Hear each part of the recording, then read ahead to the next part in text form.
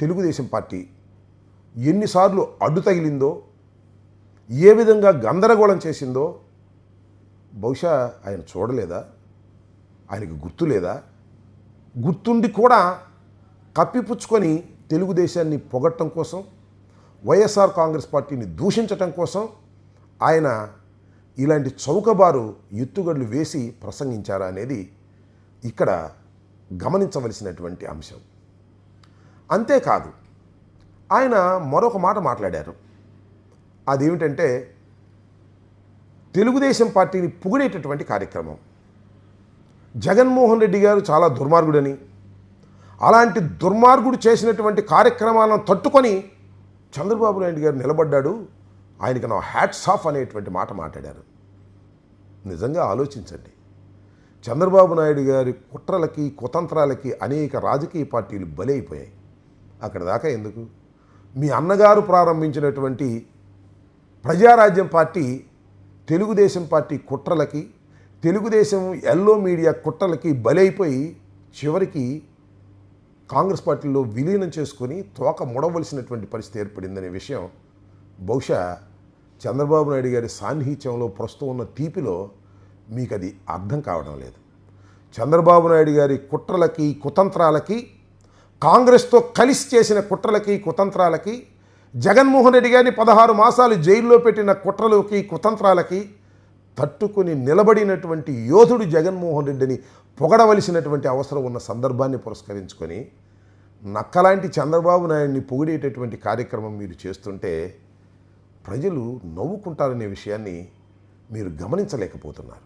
అంతేకాదు, జగన్మోహన్ రెడ్డి గారి మీద ఎంత దూషణకు వెళ్ళారంటే జగన్మోహన్ రెడ్డి గారి రాజకీయ పక్షం గవర్నర్ గారి ప్రసంగం సందర్భంగా మేము ప్రవర్తించినటువంటి ప్రవర్తన వల్ల మీకు చాలా చాలా చాలా చాలా గుర్తొచ్చాయన్నారు. ఈ గుర్తొచ్చినవన్నీ ఒక పెద్ద చేడభారతాన్ని చదివారు మీరు. అవి మీ గుర్తురాలా? ఇవన్నీ కూడా తెలుగుదేశం పార్టీ రాసిచ్చినటువంటి స్క్రిప్టుని దిగ్విజయంగా చదివి జగన్మోహన్ రెడ్డి గారి మీద తట్టల కొద్దీ బురద జల్లాలనేటువంటి మీ ప్రయత్నం చాలా స్పష్టంగా ప్రజలకి అర్థమవుతుందనే విషయాన్ని మీరు మర్చిపోవద్దని కూడా గుర్తు చేస్తున్నాను. అంతేకాదు, ఇంకొక గొప్ప విషయాన్ని మీరు చెప్పారు. అదేంటంటే గవర్నర్ ప్రసంగంలో గవర్నర్ని కించపరిచినటువంటి రాజకీయ పక్షానికి అసెంబ్లీకి అడుగుపెట్టే అర్హత లేదు అని. మేము ఈ సందర్భంగా మనవి చేస్తున్నాం. గవర్నర్ స్పీచ్ సందర్భంగా గతంలో కూడా తెలుగుదేశం పార్టీ అంటే మీ మిత్రపక్షం ఎన్నిసార్లు యాగి చేసిందో అది ఒక్కసారి మీరు గుర్తు చేసుకోవాల్సినటువంటి అవసరం ఉంది. అంతేకాకుండా మరొక విషయాన్ని చాలా స్పష్టంగా మీరు చెప్పారు. అదే విషయం అంటే నేను చంద్రబాబు నాయుడు గారు విడిపోతామని ఎవరిని అనుకుంటున్నారేమో. అసలు విడిపోయే పనే లేదు, 15 సంవత్సరాలు కదా, జీవితాంతం కలిసే ఉంటాము అనేటువంటి స్టైల్లో మీరు చెప్పారు. అది మాకు బాగా తెలుసు. చాలామంది అమ్మాయిలకు తెలియదు. ఎందుకంటే చంద్రబాబు నాయుడు గారి మీద, తెలుగుదేశం పార్టీ మీద, కూటమి మీద పెరిగిపోతున్నటువంటి యాంటీ ఇంకంబెన్స్ చూసిన తర్వాత మా పవన్ కళ్యాణ్ బయటకు వచ్చేస్తాడు, బయటకు వచ్చేసి సపరేట్ అయిపోతే ఆ యాంటీ ఎస్టాబ్లిష్మెంట్ పడకోకుండా ఆయన ముఖ్యమంత్రి అయిపోతాడు నెక్స్ట్ అని చాలామంది అమాయకులు భ్రమిస్తున్నటువంటి ఈ తరుణంలో మీ క్లారిఫికేషన్ చాలా అవసరం. మాకు బాగా తెలుసు. అసలు తెలుగుదేశం పార్టీని అధికారంలోకి తీసుకురావడం కోసం మాత్రమే మీ పార్టీ జనసేన పార్టీ ఆవిర్భవించింది తప్ప జనసేన పార్టీ తెలుగుదేశం పార్టీకి అనుకూలంగా ఉండి విడిపోతే తెలుగుదేశం పార్టీకి లాభమైతే విడిపోతుంది, కలిసి ఉంటే లాభమైతే కలిసి ఉంటుంది.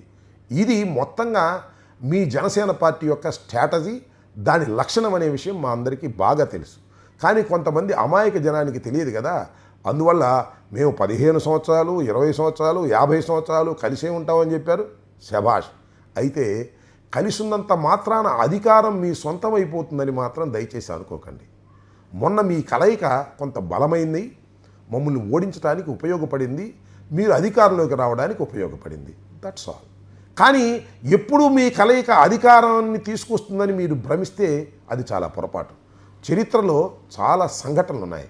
కలిసి ఉన్న యాంటీ ఎస్టాబ్లిష్మెంట్లో తుక్కుతుక్కుగా ఓడిపోయినటువంటి సందర్భాలు ఉన్నాయి, గుర్తుపెట్టుకోండి. కాబట్టి మీరు కలిసి ఉన్నంత మాత్రం అధికారం మీ చేతుల్లో ఉంటుందనుకోకండి. ఇవాళ కూటమి ప్రభుత్వం చేస్తున్నటువంటి అరాచకాలు, కూటమి ప్రభుత్వం చేస్తున్నటువంటి అన్యాయాలు, ఏ ఒక్క వాగ్దానాన్ని నిలుపుకోకుండా ప్రజల్ని వేధిస్తున్నటువంటి మీ ప్రభుత్వాన్ని అవకాశం వచ్చినప్పుడు గద్దె దింపే పనిలోనే ఇవాళ ప్రజలు ఉన్నారనే విషయాన్ని మీరు గుర్తించటం కొద్దిగా ఆలస్యం అవ్వచ్చు తప్ప అది వాస్తవం అనే విషయాన్ని మర్చిపోవద్దని మనవి చేస్తున్నా. ఓకే, మాకు ఏ విధమైన అభ్యంతరం లేదు. చంద్రబాబు నాయుడు గారిని మీరు భుజాల పెట్టుకొని మొయ్యండి, పొగడండి, అంతే తప్ప అన్నెసరీగా, అక్రమంగా, అన్యాయంగా జగన్మోహన్ రెడ్డి గారిని మీరు దూషించే ప్రక్రియని మీరు చేస్తే అది మీకే ప్రమాదాన్ని తెచ్చిపెడుతుందనే విషయాన్ని మీరు గుర్తించడానికి సమయం పట్టవచ్చు తప్ప గుర్తించక తప్పదని ఈ సందర్భంగా మీకు తెలియచేస్తాను. ఇంకొక విషయాన్ని కూడా గుర్తు చేయాలి.